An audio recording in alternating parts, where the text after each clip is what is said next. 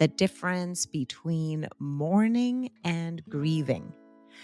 We hear these used interchangeably a lot. We probably use the word grieving way more than we do mourning. I know I do. I've noticed that even here on the podcast, anytime I interview someone, I usually ask them, like, oh, what are you doing in your grief journey? And so forth. Hello, and welcome to Grief, Gratitude, and the Gray in Between podcast. This podcast is about exploring the grief that occurs at different times in our lives, in which we have had major changes and transitions that literally shake us to the core and make us experience grief. I created this podcast for people to feel a little less hopeless and alone in their own grief process as they hear the stories of others who have had similar journeys. I'm Kendra Rinaldi, your host. Now, let's dive right into today's episode. Hello. So today it is actually going to be a solo episode. Just little old me chatting here with you guys about the difference between mourning and grieving. We hear these used interchangeably a lot. We probably use the word grieving way more than we do mourning. I know I do. I've noticed that even here on the podcast, anytime I interview someone, I usually ask them, like, oh, what are you doing in your grief journey? And so forth. Now, the reality is that grief itself is more the emotions that we feel after a loss, during a change, during a big major transition in our lives, not always associated with the death of someone. And mourning is the outward expression of that grief. So the reality is that we probably are more used to seeing how people are mourning really more than how they're grieving, because we're seeing when we see someone grieve or express that they're actually mourning because it's an outward expression of their grief. Now, if someone's crying and those emotions of sadness, anger, those would be grief because those just happen to you. Now, mourning would be things that you are able to have more control over. An example would be if you choose to go to the burial site and go every year, let's say for your loved one's anniversary, that would be mourning. You're mourning, you're doing this ritual kind of thing that you would do every year. Now, let's pretend it's you're mourning the end of a relationship. I'm going to give an example. Sometimes people may burn all the letters that they got from that loved one or bury them somewhere, the person that they used to be with or something, or bury them or throw them in the garbage. That would be mourning, not grieving, because you're doing something regarding the emotions that are coming up.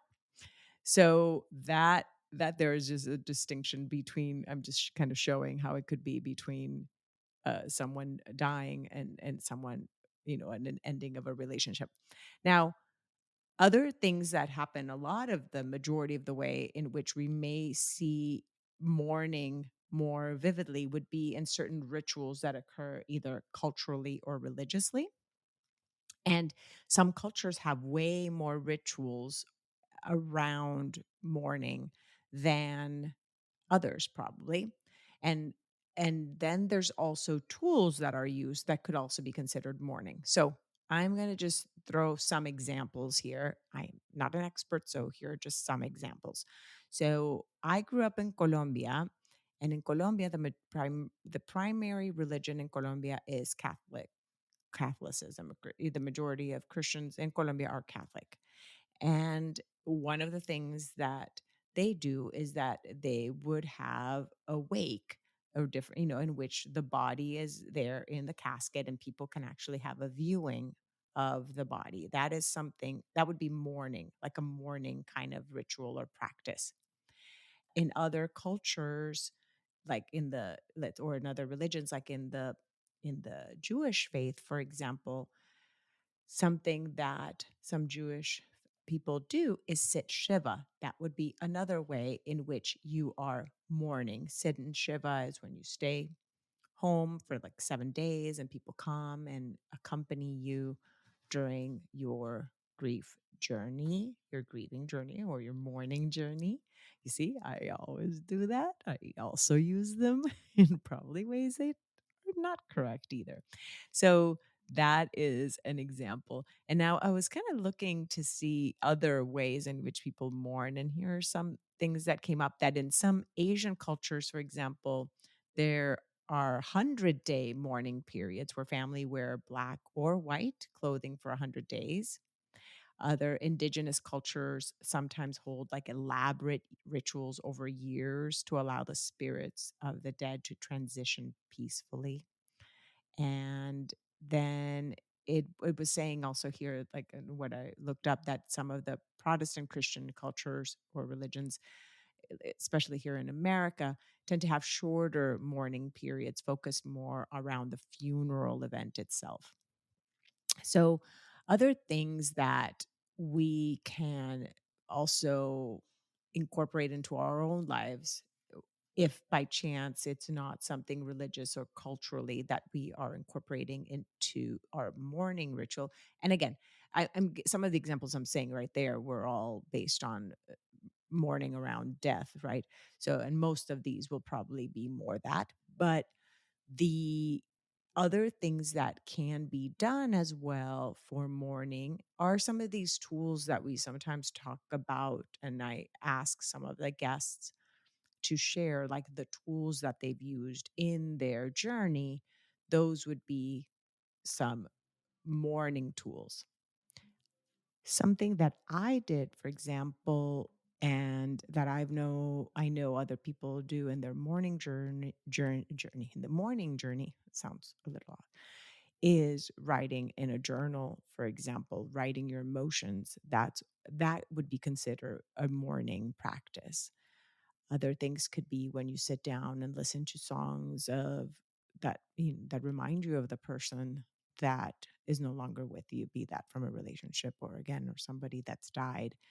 Sitting down and reading old letters, reading letters that they might have written, going through their things, that would be considered a morning practice or around that as well. Other things could be attending places with others, for example, groups that are support groups. That would be a morning practice. Support groups are another way in which your grief can be witnessed, and you're able to also share stories of the person that is no longer in your life.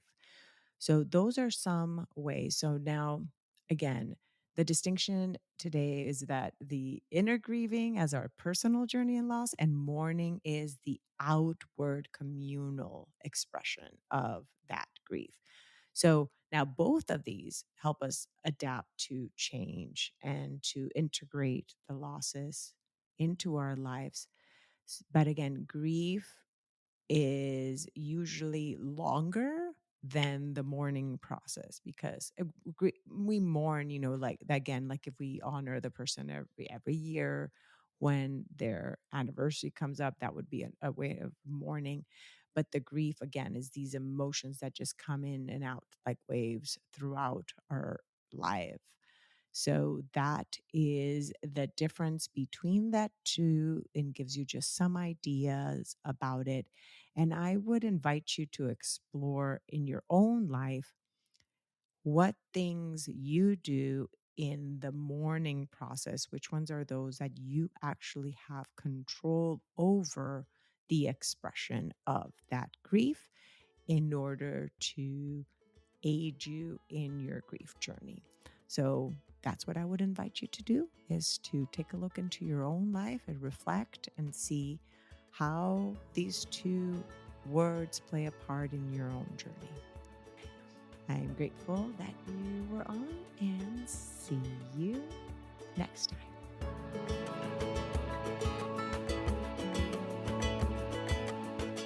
Thank you again so much for choosing to listen today. I hope that you can take away a few nuggets from today's episode that can bring you comfort in your times of grief. If so, it would mean so much to me if you would rate and comment on this episode. And if you feel inspired in some way to share it with someone who may need to hear this, please do so. Also, if you or someone you know has a story of grief and gratitude that should be shared so that others can be inspired as well, please reach out to me. And thanks once again for tuning in to Grief, Gratitude, and the Gray in Between podcast. Have a beautiful day.